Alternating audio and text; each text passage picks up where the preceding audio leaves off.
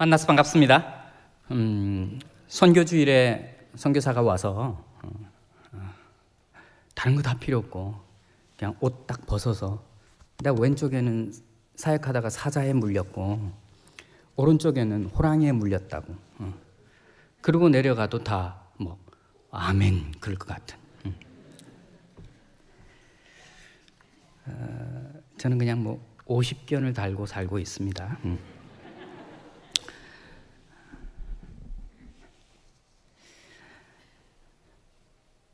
선교는 사실 그런 것은 아닙니다.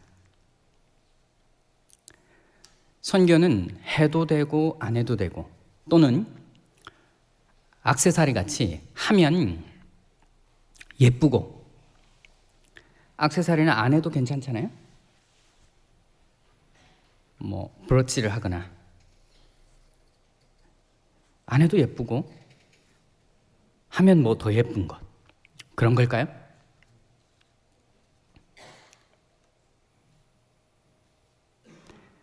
데스 오트리지 선교사가 파푸아뉴기니에서 성경을 번역하다가 요한복음 3장 3절 거듭나지 아니하면 이라는 성경 구절을 번역하다가 이게 너무 어려운 거예요.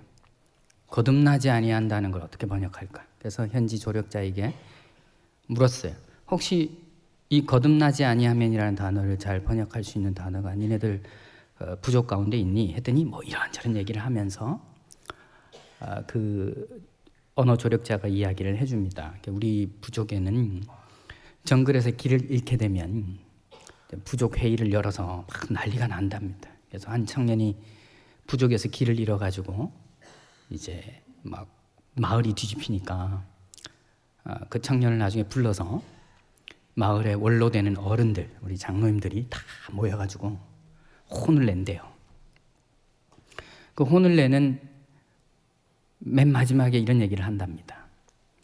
자네는 자꾸 네가 생각하는 대로만 좀 뭘 가지 말고 어린아이가 되어서, 갓난아이가 되어서 다시 모든 것을 좀 새롭게 배웠으면 좋겠어. 그렇게 권고해 주신답니다.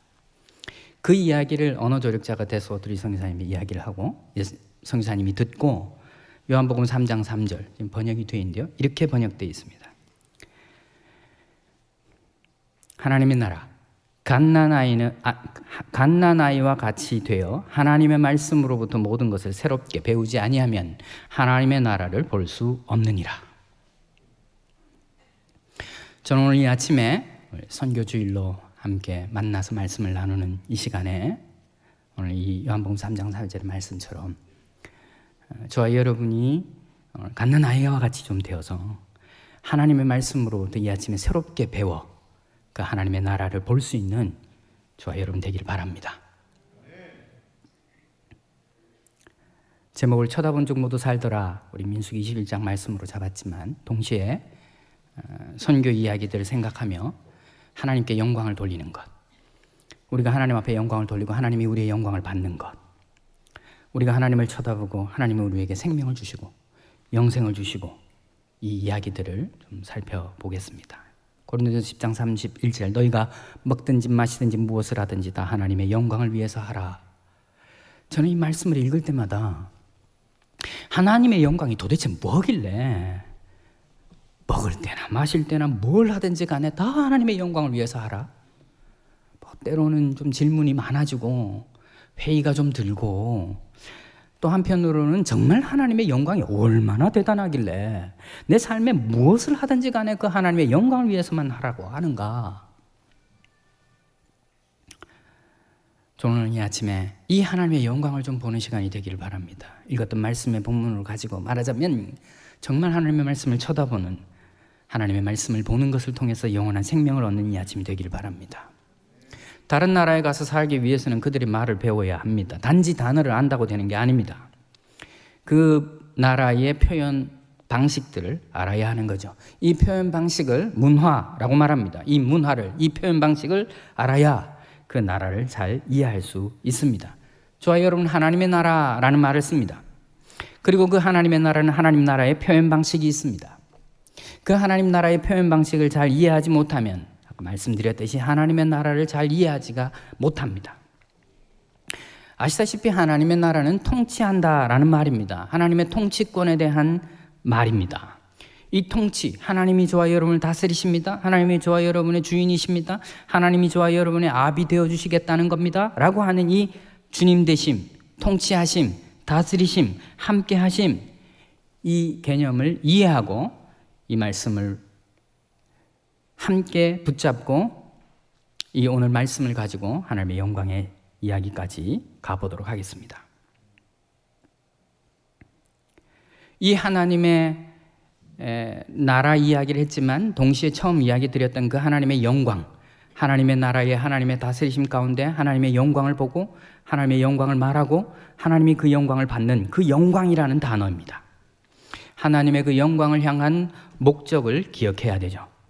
이 영광이라는 단어 자체가 실제적으로 이 단어, 우리는 지금 굉장히 추상적인 개념인데 이 영광이라는 단어 자체가 생각합니다, 인정합니다 라는 말의 뜻입니다. 그래서 우리가 지금 성경에는 하나님께 영광 돌립니다 라고 말하지만 더 풀어서 보면 하나님을 생각합니다, 하나님을 인정합니다 라고 말하는 것입니다. 이 이해가 너무 중요한 단어이고 너무 중요한 문화이기 때문에 이걸 좀 설명을 해보자면 지금 이 시간 여러분이 저에게 영광을 돌릴 수 있는 방법이 있습니다. 뭐 얘가 그렇게 좋은 얘가 아니라는 생각이 갑자기 드는데요. 영광을 돌리고 싶지 않다 뭐 이러신데요. 예화일 뿐입니다. 자, 지금 여러분이 저에게 영광을 돌리는 방법을 짧게 얘기 드리면 여러분이 저를 생각해주고 저를 인정해주시면 됩니다. 자, 아멘이 벌써 나오면 안 되고요. 자, 그래서 여러분이 저를 저답게 생각해주고 여러분이 저를 저답게 인정해주셔야 됩니다. 제가 오늘 주보 보니까 오타 없이 잘 나왔습니다. 제 이름이 권순익입니다. 제가 몇 개월 전에 어느 교회에 집회 가니까 주보에 제 이름이 5번 딱 나오는데 5번 모두 제 이름이 오타가 돼서 권숙익 목사 이렇게 되어 있더라고요. 큰 웃음이 나오질 않는군요.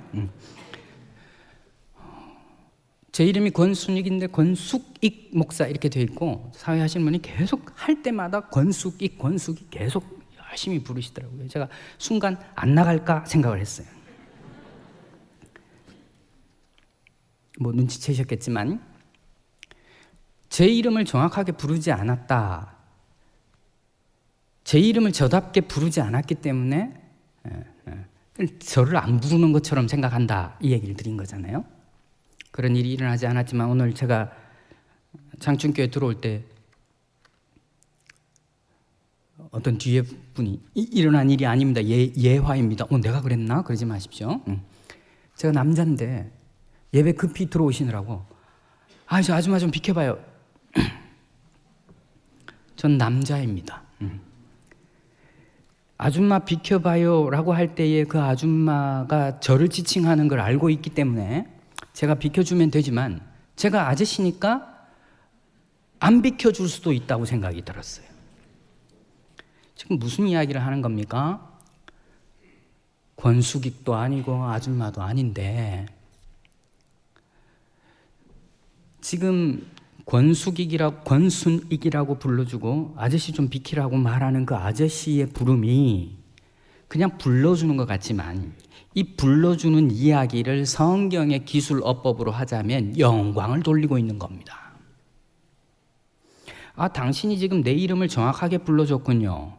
당신이 내 정체성을 정확하게 알고 있군요. 이렇게 말하지 않고 지금 당신이 나에게 영광을 돌리고 있군요 라고 말하는 것입니다. 이해되시죠?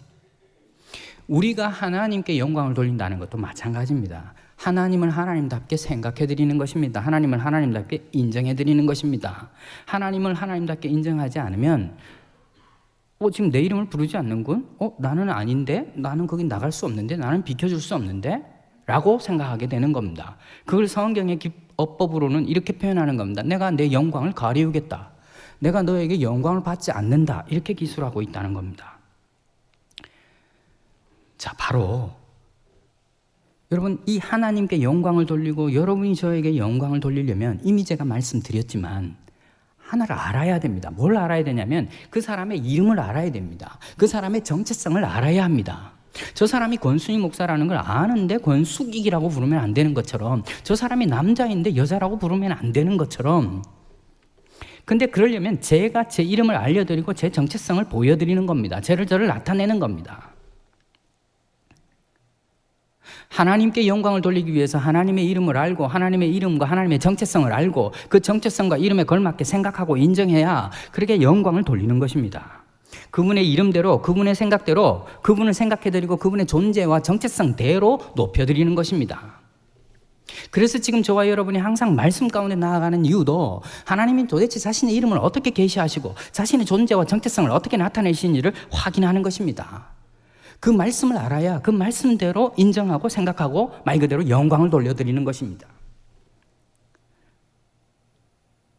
하나님 나라의 문화와 표현 방식 이야기를 하면서 하나님의 나라도 설명하고 하나님의 영광도 이야기하고 그 영광이라는 단어와 이름이라는 단어를 얘기했죠.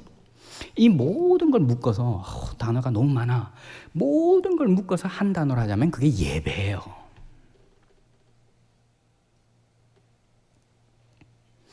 예배가 뭐냐 그러면 계시하신 하나님의 말씀대로 하나님의 말씀과 하나님의 정체성과 하나님의 존재가 무엇인지를 알고 그 알매 근거하여 정확하게 생각하고 인정하고 박수 쳐드리고 기뻐하고 만족하고 하나님 편에서는 내가 너의 아비 되어주겠다, 내가 모든 것이다, 내가 최고다, 내가 왕 중의 왕이다, 내가 너의 삶이다, 내가 전부다 라고 말해주는 그 하나님의 정체성과 하나님의 하나님 되심을 그대로 인정하고 생각해드리는 것, 그게 예배라고요.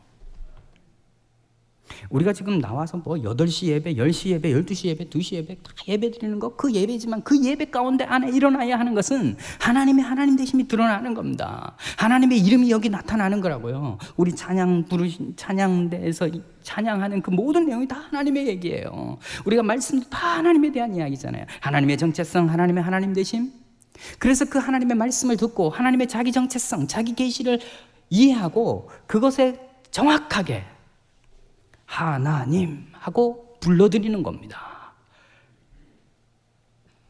성경은 그것을 나에게 영광을 돌리고 있구나, 지금 나에게 예배하고 있구나, 반대말로 내가 그 영광을 가리우겠다, 난 너의 예배를 받지 않겠다라고 기술하고 있다는 것이죠.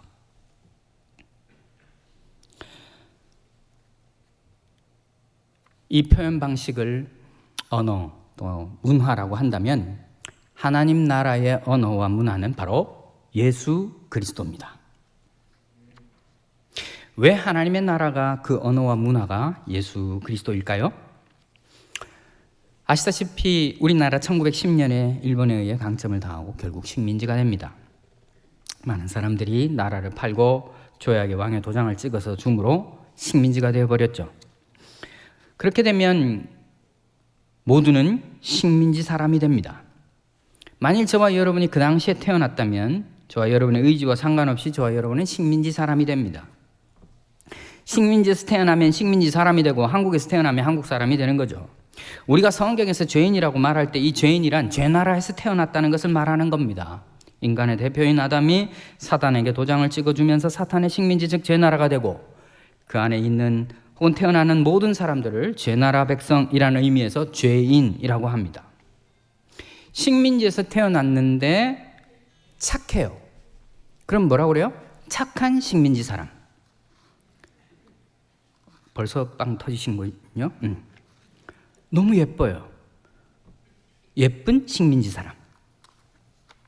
나쁜 짓을 안 해. 아주 도덕적으로 좋아요. 그러면 그냥 윤리적인 식민지 사람. 공부를 너무 잘했어. 똑똑해. 똑똑한 식민지 사람.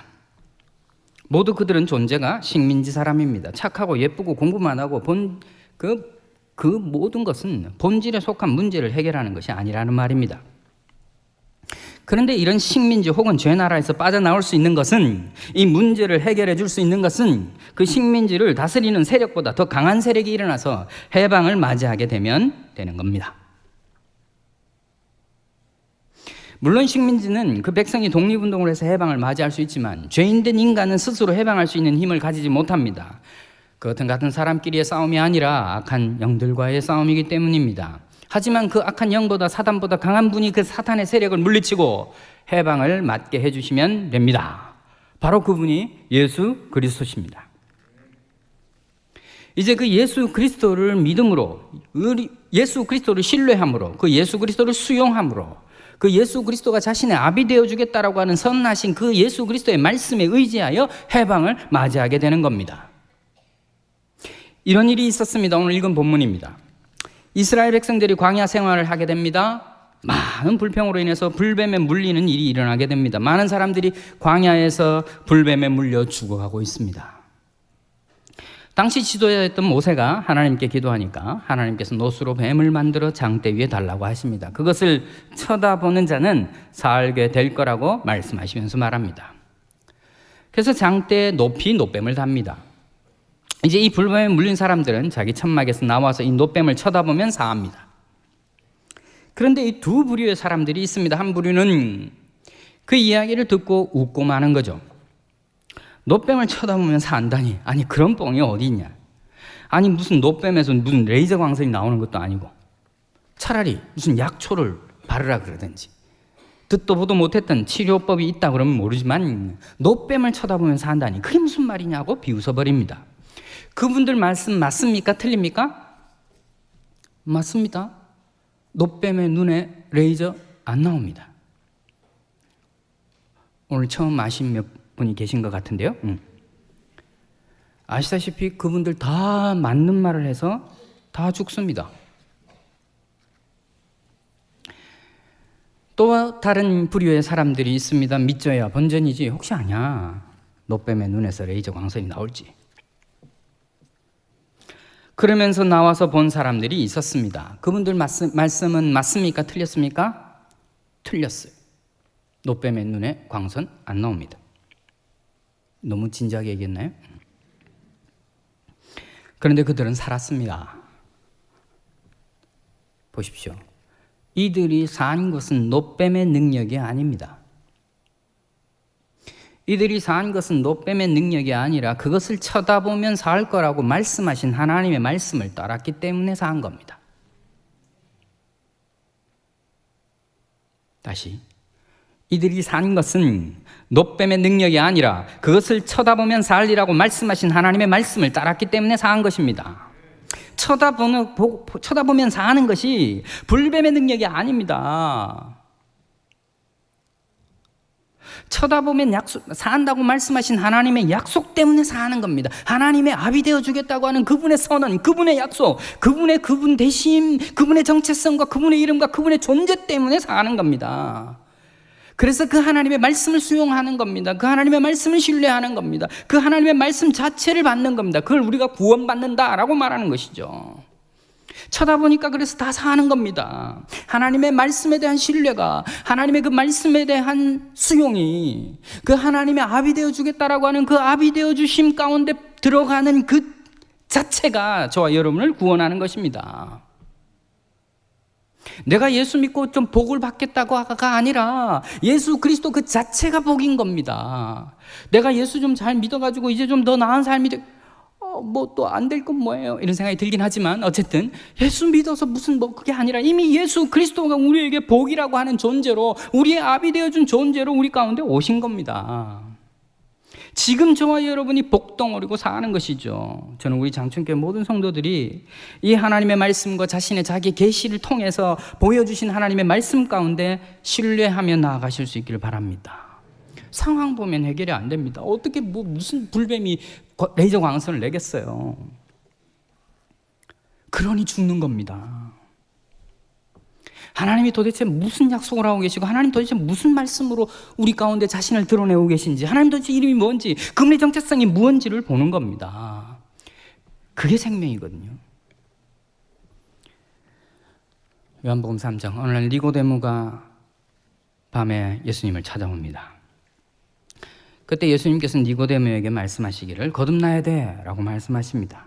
그러자 니고데모가 이렇게 합니다. 아니 어떻게 어른이 다시 태에 들어가서 나올 수 있죠? 그때 예수님이 오늘 읽었던 민수기 21장 말씀을 가지고 말씀하십니다. 모세가 광야에서 뱀을 든 것 같이 나도 그렇게 들려야 하리니 이는 나를 믿는 자들에게 영원한 생명을 주고 멸망치 않게 하려 함이니라고 말씀하십니다. 다시 태어난다는 것은 마치 노뱀을 쳐다보러 장막에서 나오는 것을 말합니다. 어떻게 노뱀을 쳐다보면 살지? 그렇게 무시하지 않고 그것을 보기 위해서 나와 노뱀을 보는 것입니다. 물론 노뱀이 살려주는 것은 아니지만 그 말씀을 믿은, 그 말씀을 받은, 수용한, 신뢰한 그 믿음으로 인해서 나음을 얻게 되는 것입니다. 다시 태어난다는 것은 마찬가지로 장대 위에 달린 예수 그리스도를 수용하는 겁니다. 예수 그리스도를 믿는 것입니다. 예수 그리스도를 생각하고 인정하고 그의 영광을 돌리고 그분 존재 자체를 받아들이는 것입니다.